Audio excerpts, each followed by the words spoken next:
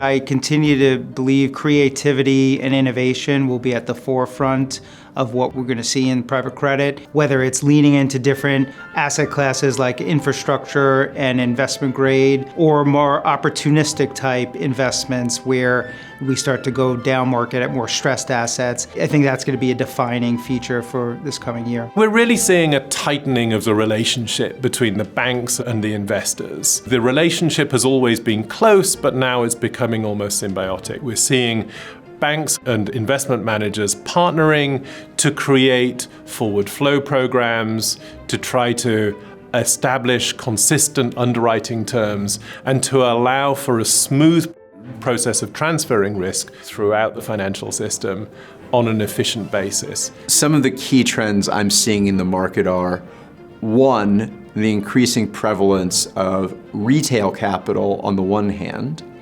and bank and insurance capital on the other hand. While these two investor classes have very different demands, insurance capital and bank capital generally need some sort of rated feeder or other structured vehicle to allow for good treatment of their private credit investments. Whilst the volumes have increased markedly, partially driven by the growth of insurance capital, this is really an evolution, not a revolution. And what we've seen over recent times is really an increased appetite for investors in the product. And I think that's because for private credit and for insurance capital in particular, the steady cash flows and the fundamentals of the business are very attractive. Rated note feeders and collateralized fund obligations, or CFOs for instance, had a breakout year in 2025, with issuances more than tripling year on year, according to one ratings agency.